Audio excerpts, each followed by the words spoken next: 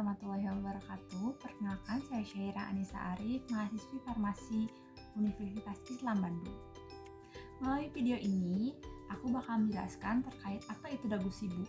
Tapi sebelum masuk membahas terkait apa itu dagu sibu, aku mau nanya dulu nih. Sebelumnya pernah nggak sih kalian beli obat tapi belum pergi ke dokter?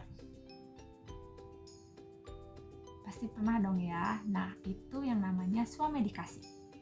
Swamedikasi atau pengobatan diri sendiri merupakan salah satu upaya untuk menyembuhkan diri sendiri dari penyakit yang memiliki gejala yang ringan seperti demam, nyeri, pusing, batuk, flu, diare, dan juga nyeri pada kulit.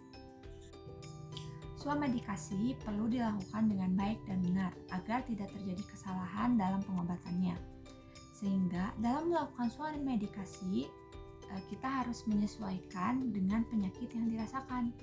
Oleh karena itu, prosedur dagu sibu juga harus dilakukan dengan baik dan benar agar tidak ada kesalahan baik pada diri kita dan juga pada lingkungan. Dagu sibu merupakan singkatan dari dapatkan, gunakan, simpan, dan buang, di mana tujuan dari dagu sibu ini untuk meningkatkan pengetahuan masyarakat dalam mengelola dan juga mengawasi terkait cara penggunaan obat yang baik dan benar.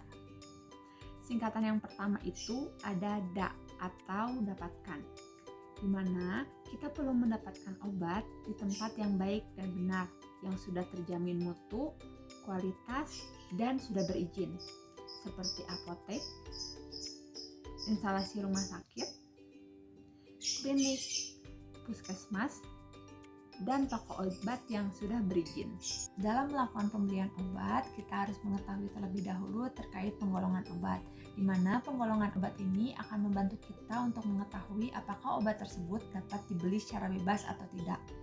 Nah, penggolongan obat ini dibagi menjadi 4, ada obat bebas terbatas, ada obat keras, dan ada obat narkotika. Untuk obat bebas memiliki logo berwarna hijau yang dikelilingi dengan garis berwarna hitam, yang dimana obat bebas ini dapat dibeli secara bebas tanpa resep dokter. Yang kedua, ada obat bebas terbatas memiliki logo berwarna biru yang dikelilingi dengan garis berwarna hitam. Nah, untuk obat bebas terbatas ini dia tidak perlu menggunakan resep dokter, tetapi di dalam kemasannya terdapat peringatan P1 hingga P6. Untuk obat yang ketiga ada obat keras. Untuk obat ini memiliki logo berwarna merah dan di dalamnya terdapat huruf seperti huruf A berwarna hitam dan dikelilingi dengan garis berwarna hitam. Untuk obat keras ini pembeliannya perlu menggunakan resep dokter. Nah, untuk yang keempat ada obat narkotika. Untuk obat narkotika ini memiliki logo berwarna putih dan di tengahnya terdapat simbol palang berwarna merah dan dikelilingi dengan garis berwarna merah. Untuk obat narkotik ini harus menggunakan resep dokter. Nah, dalam melakukan pembelian obat juga kita perlu memperhatikan informasi obat, baik itu di brosur ataupun di kemasan obatnya, seperti nama obat dan zat aktifnya. Yang kedua, logo obat. Yang ketiga, khasiat dan manfaatnya. Yang keempat, efek samping. Yang kelima, nomor registrasi. Dan yang keenam, tanggal kadaluarsa dari obatnya.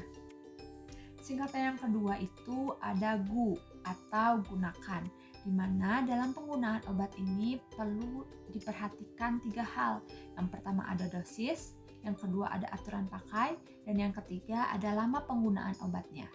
Yang pertama ada dosis atau takaran obat, di mana takaran obat ini akan sangat diperlukan untuk obat tersebut dapat mencapai efek terapi yang diharapkan.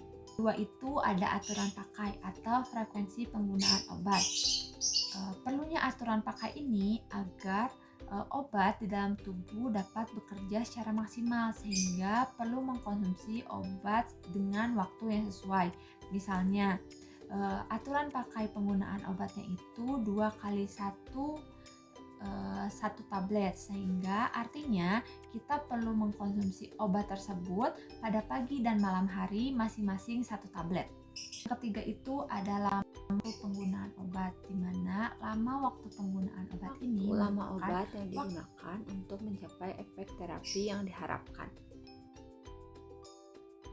Singkatan yang ketiga itu ada C atau simpan, di mana obat perlu disimpan dengan cara yang baik dan benar agar obat dapat digunakan hingga mendekati masa kadaluarsa obat tersebut.